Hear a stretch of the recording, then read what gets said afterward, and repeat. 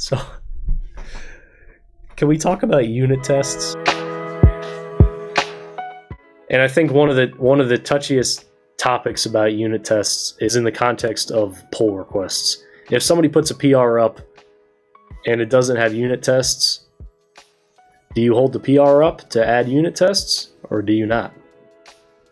Honestly, I just want to talk about this topic because it's so triggering. It's so touchy to some people. Some people have so many views about unit tests, integration tests, smoke tests, load tests, whatever other tests you want to do.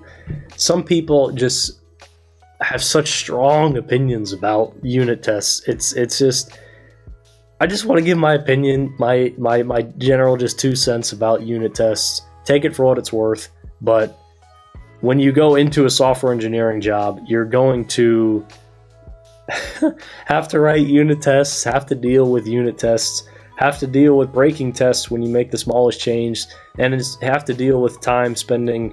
You have to deal with more time spending writing tests than actually writing code. And that's just the reality. But I just want to give my opinion on the matter. So unit tests are a necessary evil in software engineering. Nobody wants to write unit tests. Nobody thinks unit tests are fun. Nobody thinks writing any kind of test is fun.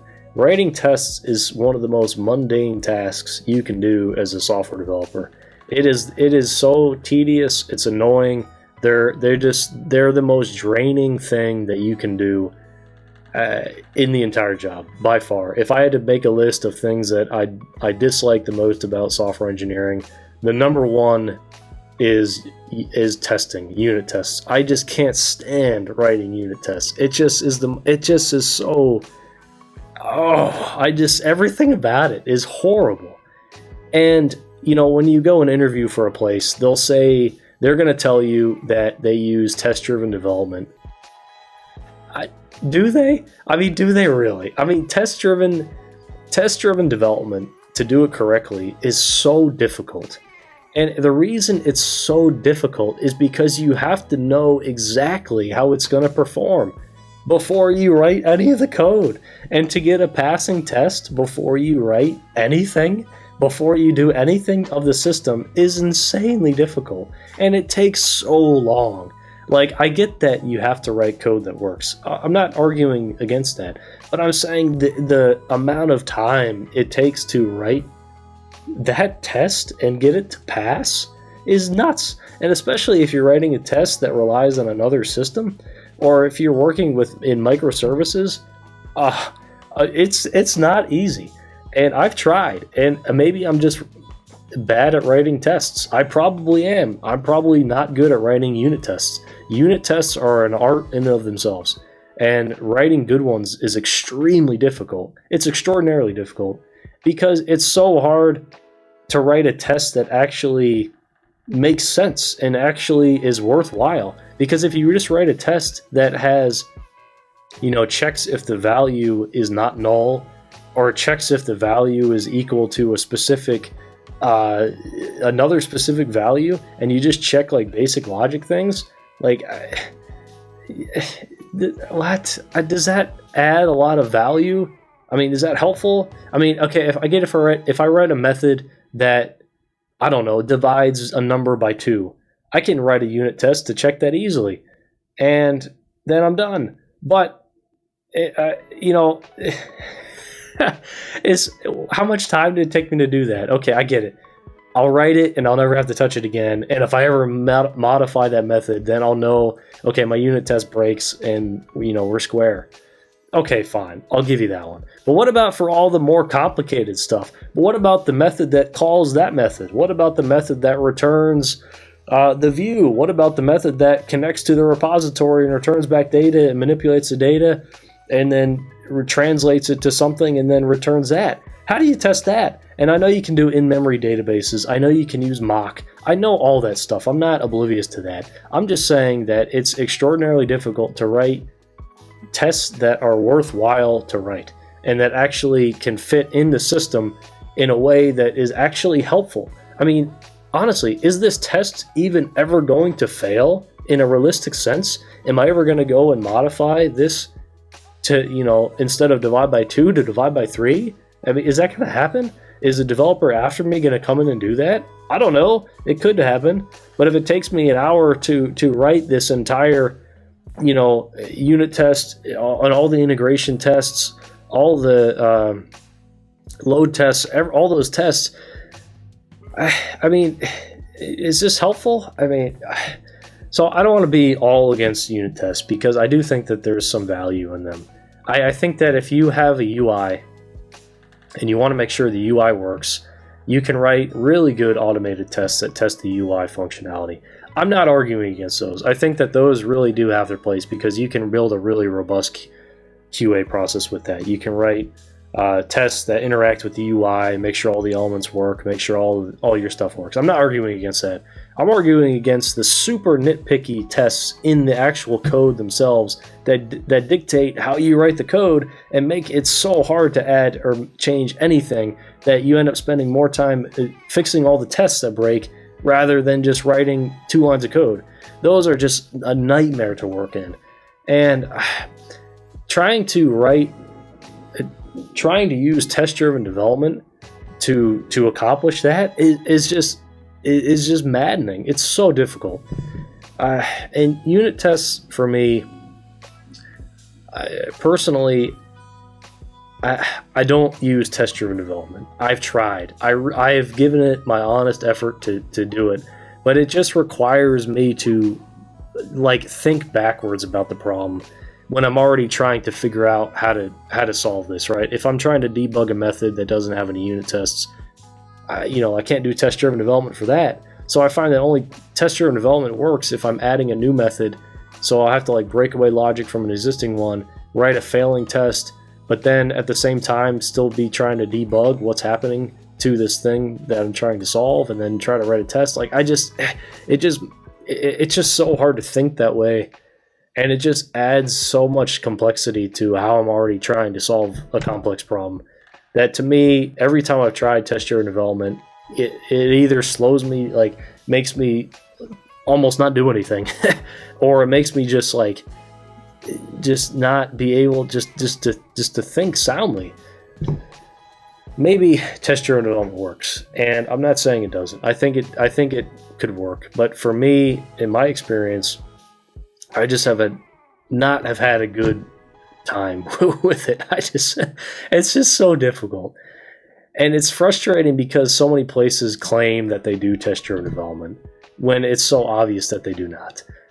You almost just want to ask, about that point, do you devs really do test-driven development here? I mean, truly. I mean, it's not hard, it's not easy. And also, I would question how you would know that they do that, because do people really go and verbalize that they're doing, that they actually practice test-driven development? I don't know. I've never heard that personally. I think that unit tests need to be scrutinized a little bit, because I think that there's a lot of bad unit tests that don't really test anything. If your unit test tests if something's not null, do you need that? Probably not. And if your only quality metric around your application is how many unit tests are covering lines of code, I would question the overall quality, because that code coverage for unit tests, I would argue, does not mean as much as people think. Because if you have a unit test that that tests a method, well, code coverage would pass if the test is just checking that it doesn't return null. But that doesn't actually change anything. I could delete half the method and it would still, but I still have code coverage, right?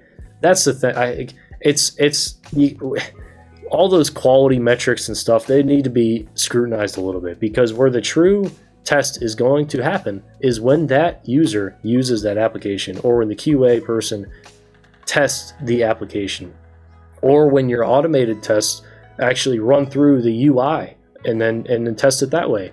Right, your unit test is going to catch a lot of one-off things.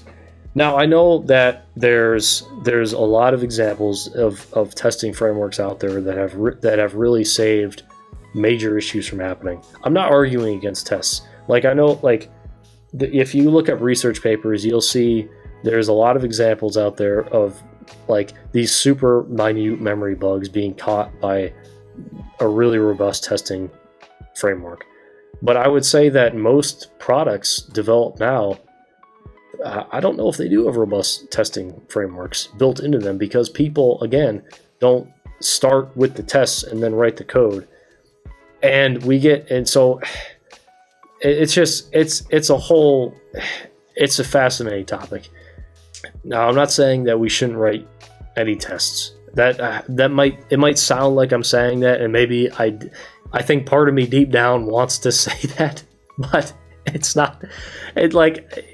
Just write quality ones. Write ones that make sense. Just write tests that actually test things, and don't just write things to check a box to get your code coverage to 100%. Then what is that doing aside from just saying that you did that, right? But is that actually helping the system? Do we have health checks? Do we have load tests? Do we have all these things in place that actually test the robustness of the system? That's what we need. And if your application doesn't have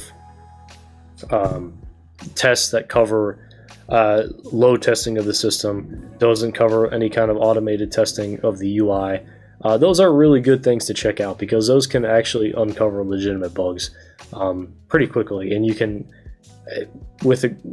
to some degree, you usually can run those as part of your build pipeline, depending on how your application's set up. Now, it can be a little difficult. You have to have a lot of things set up before you do that. But honestly, I would give it a try. If you're making a personal project, I would try to add in some kind of testing framework and just play around with it. It could be like Selenium. That's one example. There's a lot of examples you can use out there. For unit tests, there's like XUnit for just writing unit tests. I'm trying to think what else. I don't know, but there's other ones that you can check out. And as far as like the code quality analysis tools like SonarQube or things like that kind of scan your application and check for the overall code, all the overall coverage of your code based on the lines that are included in unit tests. I think those have their place, right? I think that those can actually illuminate what areas need tests. But if your benchmark is just, is it 100%? I just don't know if that's a true gauge as to the overall quality of the system. And I don't know. Does that make sense? That's just, I just had to talk about unit tests. Unit tests is just such a touchy topic. And I think one of the touchiest topics about unit tests is in the context of pull requests. If somebody puts a PR up and it doesn't have unit tests, do you hold the PR up to add unit tests, or do you not? I'm going to leave it at that. That's the question. And let me know in the comments what you would do if you saw a pull request with no unit tests. Thank you all for watching, and I'll see you on the next one.